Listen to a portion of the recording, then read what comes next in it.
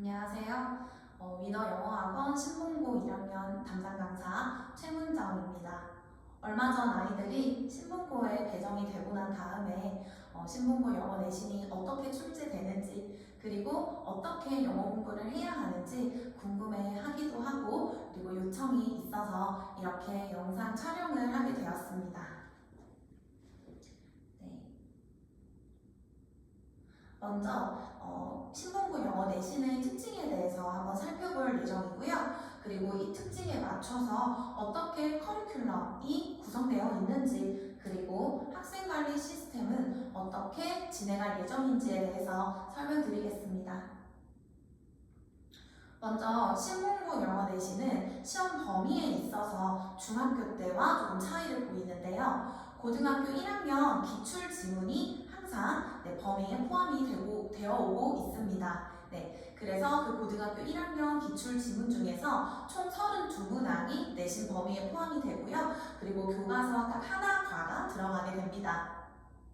문제는 객관식 22문항 그리고 서술형 3문항 이렇게 총 25문항 출제가 되는데요. 이 중에서 아까 말씀드렸던 교과서는 오로지 딱 한 문항만 출제가 되고 있습니다. 특히 대부분 객관식으로 출제가 되고 있기 때문에 교과서는 크게 변별력에는 영향을 미치지 않는다라고 볼 수 있겠어요.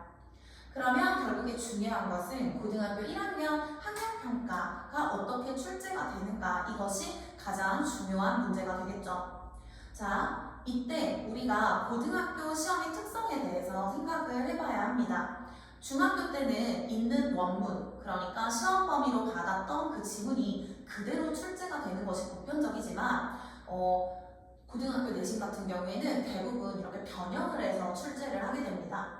변형은 여러 가지 방식으로 이루어질 수 있는데요. 먼저 가장 대표적인 것이 요이어, 반이어를 이용해서 문장의 어휘를 바꾸는 것입니다. 그리고 두 번째는 문장의 구조를 바꾸는 것이에요. 능동형으로 주어졌던 문장을 수동형으로 바꾼다거나 이런 식으로 구조를 바꿀 수가 있고요. 그리고 마지막으로는 내용 전체의 흐름을 바꾸는 방향으로 출제가 될 수도 있습니다. 그래서 그런 문제 같은 경우에는 저희가 뭔가 간접 연계라거나 혹은 완전히 변형이 돼서 외부 지문처럼 출제가 된다라고도 표현을 하기도 해요. 다행히 신봉고는 어휘와 문장의 구조에 있어서만 변형이 일어나고 있었습니다. 그래서 이제 지문 변형률은 높지만 전체적인 글의 전개 구조는 그대로 유지하고 있는 그런 확률이 높기 때문에 저희는 시험 대비를 할 때는 글의 전체적인 흐름과 글의 전개 구조만 잘 파악해두면 된다 이렇게 볼 수 있어요. 그리고 아까 말씀드렸다시피 어휘도 대체해서 그러니까 다른 유의어나 반의어로 바꿔서 출제하는 경우가 많다라고 말씀을 드렸는데 그런 경우도 저희가 고등학교 1학년 수준의 어휘로 출제가 되기 때문에 학생들이 크게 트러블을 겪지는 않습니다. 그래서 이제 암암리에 신봉고 내신은 조금 쉽게 출제가 되는 거 아닌가 이런 의견도 있는 것도 사실입니다.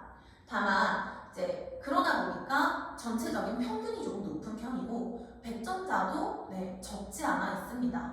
그럼 여기서 의미를 하는 것은 저희가 굉장히 시험을 잘 봐야 즉 이제 아주 높은 성적을 얻어야 안정적인 1등급을 받을 수 있다고 볼 수가 있어요.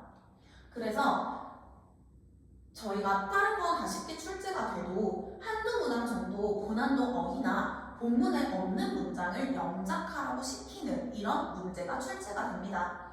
그럼 결국에 이런 문항이 킬러 문항이 돼서 이제 1등급을 받느냐 혹은 1등급을 받지 못하느냐 그래도 조금이라도 더 나은 성적을 받느냐 못 받느냐를 결정짓는다라고 볼 수 있겠어요.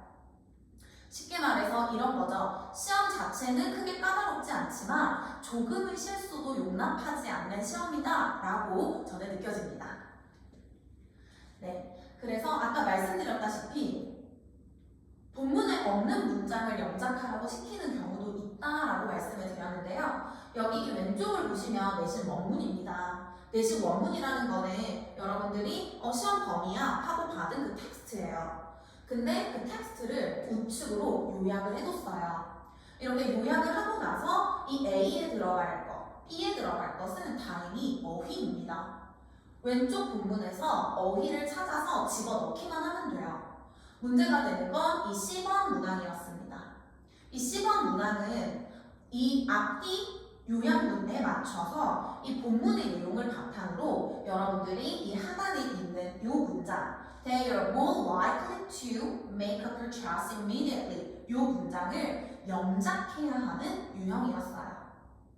그러다 보니까 애초에 이 주요한 핵심 표현이 be likely to 동사 원형 자체를 알고 있는 학생들만 영작을 할 수 있었겠죠. 네. 그래서 말씀드릴 건 고등학교 영어는 더 이상 암기나 벼락치기가 통하지 않는 시험입니다. 네. 저희가 당연히 원문, 그러니까 중학교 때는 원문을 외우는 게 불가는 아니에요. 그런데 고등학교 올라오게 되면 저희가 원문을 외워도 원문이 변형돼서 출제가 됩니다.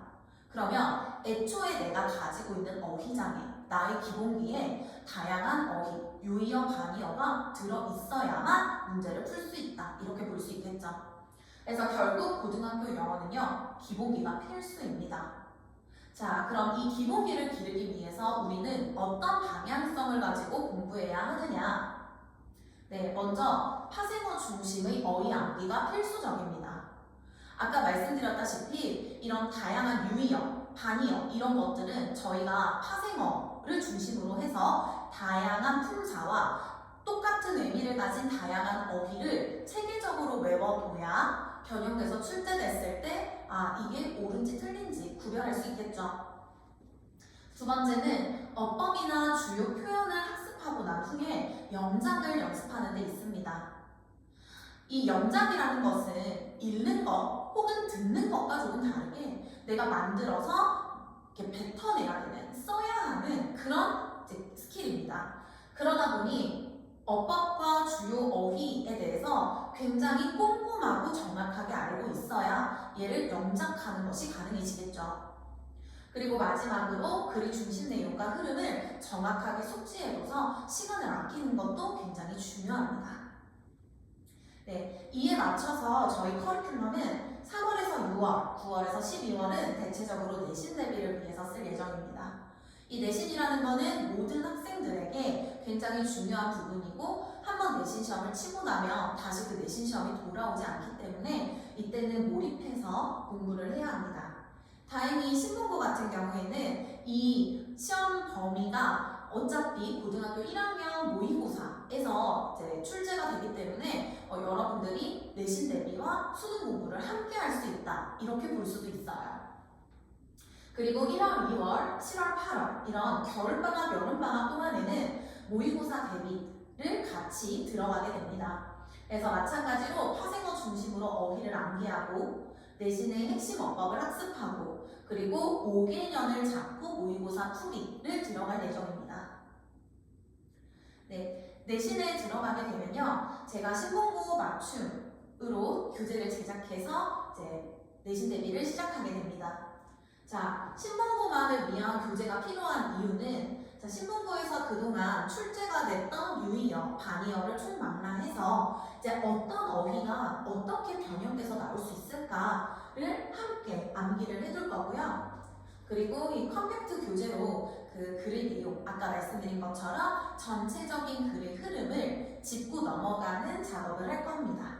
그리고 나서는 제가 여러분들이 리뷰하는 데 사용할 수 있는 교재를 제작해서 드릴 거예요. 그러면 저희가 이제 이 내용을 바탕으로 어떻게 지문이 변형돼서 출제될 수 있을지 내가 어디에 포커스를 맞춰서 공부해야 하는지 함께 이제 감을 잡게 될 거예요. 그리고 나서 제가 수업이 끝나고 나면 교사의 손필기를 그대로 여러분들한테 제공을 해드릴 거예요. 그 이유는 이제 내신 같은 경우에는 특히나 집중을 하다 보면 조금 누락된 게 있을 수도 있고 또는 이제 선생님이 의도한 바와 다르게 필기를 진행할 수도 있는데 그 부분이 조금 위험할 수 있기 때문에 제가 저희 손필기를 여러분들한테 제공을 해드릴 거고요. 그리고 이게 가장 포인트죠. 저희 중학교 때 했던 것과 마찬가지로 동영 모의고사 제작해서 풀 겁니다. 내신은 정말 극강의 타임 어택 시험입니다. 그래서 여러분들이 시간 관리를 어떻게 하는지도 굉장히 중요해요.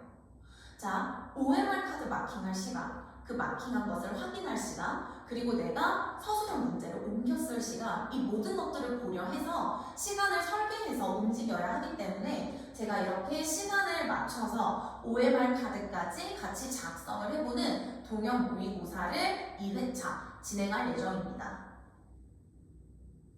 그리고 이제 이 부분부터는 선생님이랑 정규 수업 때도 같이 포함이 되는 내용인데요. 자, 어휘 암기 같은 경우에는 사실 약간의 강제성이 있지 않으면 학생들 스스로가 하기 굉장히 힘듭니다.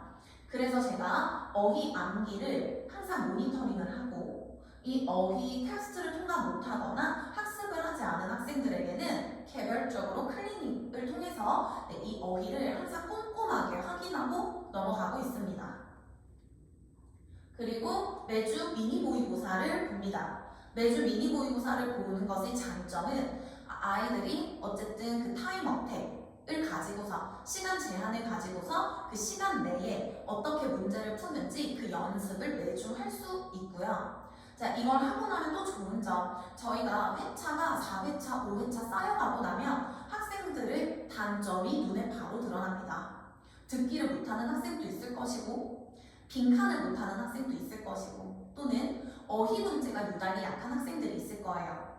이 학생들은 제가 그 특성을 파악해서 이제 성적표를 만들고 함께 약한 부분을 이겨낼 수 있는 방법을 연구해보고 트라이해보고 이런 클리닉 시간을 가질 거고요.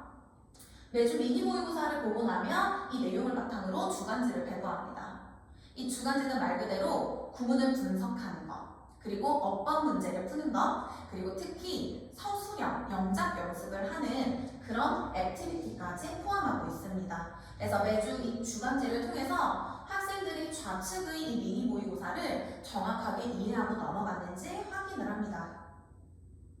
자, 이 테스트 결과는 일주일에 한 번씩 부모님과 학생들에게 레포트가 되고요. 이 레포트를 바탕으로 내가 어떤 부분이 약한지 혹은 요즘 단어가 조금 해이하지 않았는지 이런 고민을 할 수 있도록 그렇게 지도를 하고 있습니다.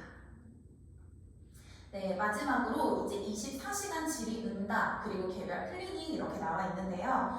제가 생각할 때는 결국에 학생들의 영어 실력은 이 개별 클리닉, 학생들 개개인을 어떻게 강사가 관리하느냐에 달려 있는 것 같아요.